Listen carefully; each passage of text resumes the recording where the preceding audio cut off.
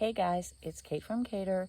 It's Friday, August 19th, and I am out here on the homestead, just enjoying this beautiful day. It's pretty hot here, and I am actually dressed to run some errands in town. I've got some groceries and things to get today, so I haven't been working on the property this morning. But I was thinking about this as I was working here yesterday, and I wanted to shoot a video on just staying motivated on the homestead when there is so much to do and it can be so overwhelming. That's probably the biggest bit of feedback that I have received since being here is people comment, wow, there is so much to do. How do you not get overwhelmed with the amount of work here?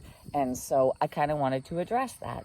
I am on a bit of a sabbatical right now from my personal training work, which I will resume online again in September. But right now, it's just me on the property playing house and homesteading. And so in the mornings, I do wake up kind of with this broad picture of all the things that I potentially could accomplish that day.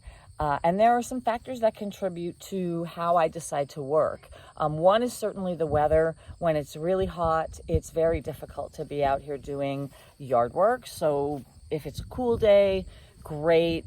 That really motivates me to get out and take advantage of the weather, doing some yard work. If it is a really hot day like today, I am less motivated. Some days I spend just being domestic, working in the house, cleaning. I do have, administrative and paperwork stuff as well. Sometimes I'm doing damage control, and there's my little puppy. I'll introduce him in a second. Sometimes I'm doing damage control. Mistakes I've made, things that I need to redo that I haven't done properly.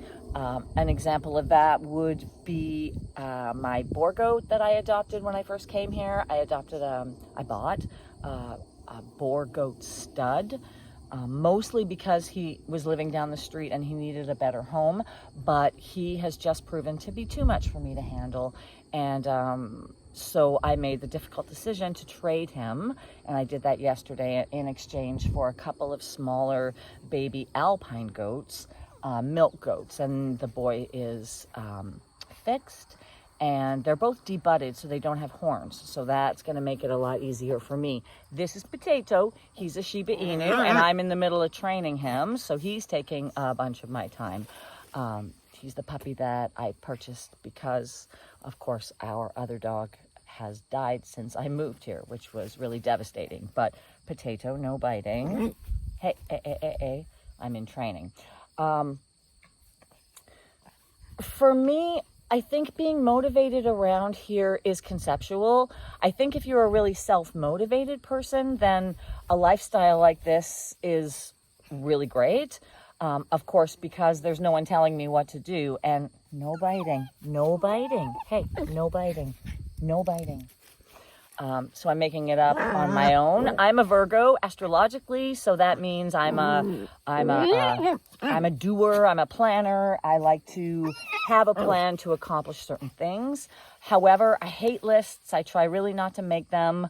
That's not kind of how my workflow jives for me. I'm a little more intuitive and conceptual, so I like to walk around the property and take a visual and then let that lead where I want to go next, what I want to do. I have a bit of an ongoing list of things I'd like to get accomplished. As I have been moving through it, it's become a little less urgent because obviously the main projects that I wanted to accomplish by the end of the summer, I've pretty much done.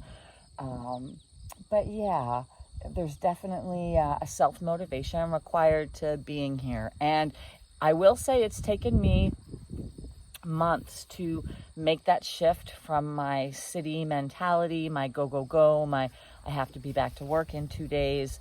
What am I going to get done? Getting that mentality off my plate has been challenging, and it's just a whole different lifestyle. So I have been seeing in my comments, I know that I started my YouTube channel as mostly a cannabis growing channel, and I've transitioned into more homesteading because that's where my life has taken me. And so I'm getting some new subscribers who are commenting just about the lifestyle. And I think that there really is a movement towards sustainability as a lifestyle, you know, with the state of the world and the housing crisis and inflation. And so this idea of providing for ourselves and keeping our cost of living down is really appealing. And I do think there is a movement, and I don't think we've hit the tipping point yet. So I am enjoying being a part of it, and it's courageous and adventurous and a lot of work. I should probably touch on that I've been really sore, and I'm a personal trainer. You know, in my old life, I worked out all day, but I definitely work harder here than I had to in the city. You know, my clients are typically not as fit as me, so even when I was working out with them, I wasn't really pushing my envelope. Out here, I've definitely been more sore. The work I've been doing has definitely been harder and pushing me more. Having said that, I developed an ache in my hip, which I never have.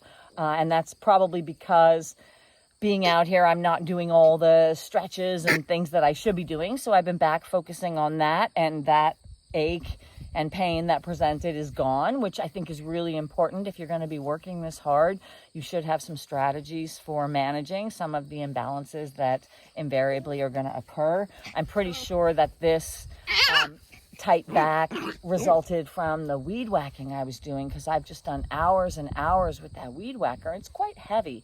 I want to get a strap for it to make the workflow a bit easier, but yeah, just holding it and swinging back and forth, it's for hours and hours. It's a lot of work.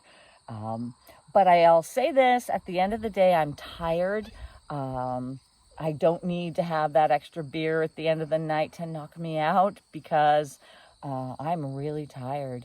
I'm also finding that I'm getting more and more on an earlier routine just with my lifestyle and my animals. I'm not typically the best morning person, although I did have to get up pretty early in the city for my job as a trainer, but out here getting up on my own without that incentive of an appointment that I needed to keep. So I definitely took advantage of sleeping in when I first got here, but more and more I'm finding I'm taking advantage of the cooler temperatures in the morning.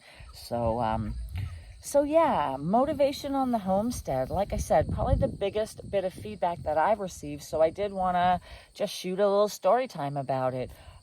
If you guys have any comments, if you're doing what I'm doing, if you are aspiring to do what I do, let me know. I'd love to talk more about it. I am out here on my own. I mean, aside from having my neighbors. And yeah, I'd appreciate any conversation about this homesteading lifestyle and how you guys are doing it. So that's all for now.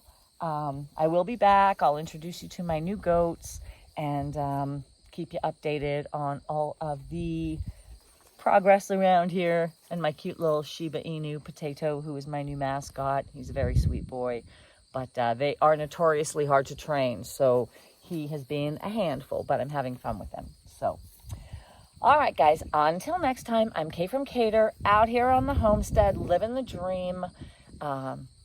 Until next time, happy, healthy living. I'll see you later.